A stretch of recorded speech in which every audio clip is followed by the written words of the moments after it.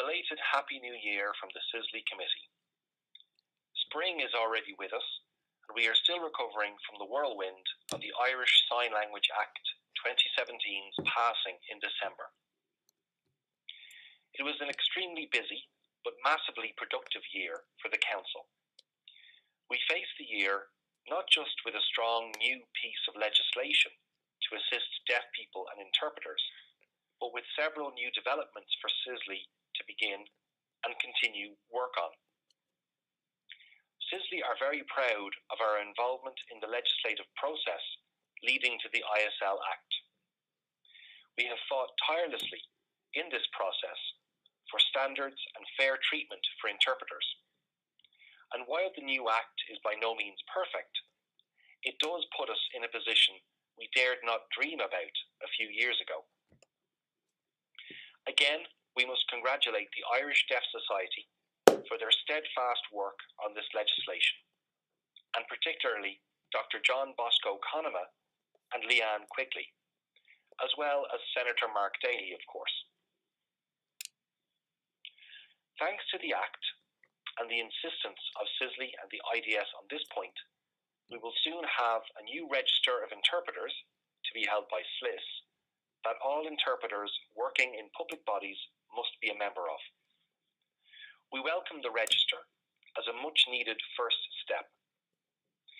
CISLI will strive in the short to medium term for a fair, transparent, and universal system of assessment-based registration in domains such as legal, medical, mental health, etc., where assessment will focus on both practical interpreting skills and theoretical and systemic knowledge. We will seek to have these elements introduced to the register as soon as they can be formulated and agreed. CISLI intend to consult intensively with SLIS, the IDS, the Centre for Deaf Studies, and other stakeholders to ensure that the register represents a true step forward in terms of quality assurance. Our subcommittee structure continues to grow and develop. Most recently, our training subcommittee planned and delivered a wonderful day's training with Dr. Christopher Stone on interpreting in systems, held in Limerick. Attendance was perhaps the highest we have had for a training event in years, and the evening meal and social night ensured that much needed conversations on the profession continued well into the night. Thanks to our wonderful subcommittee for this.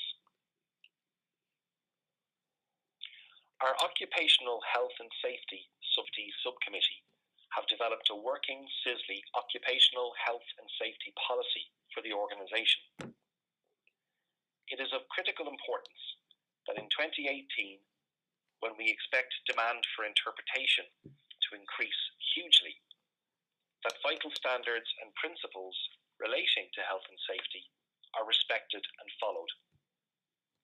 We will soon be contacting all interpreting agencies in the country to remind them of both the new Irish Sign Language Act, but also of the consequent need to ensure that practitioners are treated with respect and in such a way as to encourage and support them to remain in the profession. Our Policy and Strategy subcommittee, established last year, has begun a hugely important project to develop a CISLI strategy 2019 to 2022, an important document that will set out our core beliefs, aims, and objectives for the short and medium term. We have a very rough draft of an outline that is available to members to view now. We have already heard much to influence the strategy at our recent general meeting in Limerick, called Beyond the Pale, in October. Our upcoming general meeting in Dublin on the 6th and 7th of April will give members an opportunity to feed into the process of drawing up this strategy, which will be approved by the main CISLI committee and voted on, and hopefully adopted, at our next AGM in the summertime. In other subcommittee news, we are delighted to announce that we have a new Deaf Interpreter subcommittee within CISLI. Teresa Lynch, Noel O'Connell, Susan O'Callaghan, and our Vice Chairperson, Frankie Berry, have taken on the task of developing this hugely important and rapidly growing aspect of our profession. We look forward to working with them. We are delighted to announce also that we have a full CISLI committee at present, with Irish Deaf Society representatives Wendy Murray and Elaine Graham having joined us as colleagues. Internationally, CISLI's contacts and reputation are growing stronger. A CISLI delegation attended the CISLI AGM and What's Up Doc conference in September of 2017. A video and report have been produced. We intend to make sure that CISLI will be present at as many international conferences and get-togethers as funds and time will allow. And getting down to the practical nuts and bolts of things, we now have made it easier to join the organisation with a new PayPal feature for both membership of all categories and once-off training events.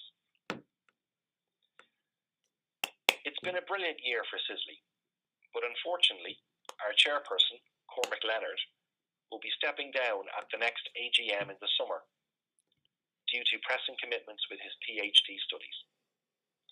So we're planting the seed in your minds now. Is anyone out there who'd like to take on the challenge of leading the organisation into 2019 and beyond?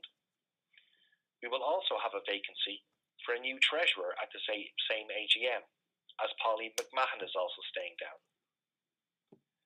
Please let us know if you are interested in either of these positions.